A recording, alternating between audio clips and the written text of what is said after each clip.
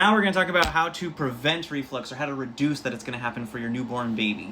Couple of things. If the baby is spitting up likely because of volume overload or you haven't burped them enough. So if it's volume overload, then you want to feed smaller amounts but more frequently. I actually had some friends who were telling me that their baby used to take 4 ounces and now he's stopping at 2 ounces and he's getting upset. And they were trying to force feed, and I said, we do not want to force feed a baby because then they can get feeding aversion and they just will reject the bottle.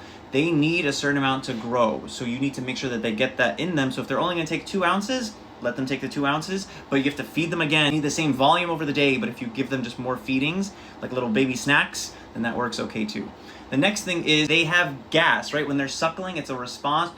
They're getting a lot of air in, so then they have all this air inside that they want to get out, but you have to tap them, you have to get them to burp so that they can get that air out, because if you don't burp them or keep them upright for 20 to 30 minutes or burp them, then that air is down there, they're uncomfortable, and then it just flies out. So to hold them upright for 20 to 30 minutes, burp them, feed smaller, more frequent feedings, and then also avoid a tight waistband or a tight diaper that you're just like pushing onto the belly. That could be pressure. Regardless if your baby's having reflux, but especially if you're having reflux, they need to sleep in A, B, C. Again, from my newborn video, A alone on their B, back in their own C, crib or bassinet.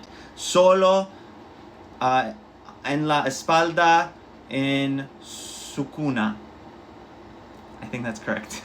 And also about the feeding aversion, you can try little tricks to help your baby feed. So if you're always feeding seated, try standing, try swaying a little bit. Think about where you are feeding. Are you doing it as a habitual process every day? Then that's not really exciting. You wouldn't eat at the same restaurant every day, would you? So you gotta take them to like the living room or go sit in the dining room, maybe sit at the kitchen, blow a fan, play some music, like talk to them, sing to them. There's so much you could do to make feeding a little bit different so that it's not the same routine of, okay, I gotta just sit here and feed for X amount of time or else they're gonna get mad at me.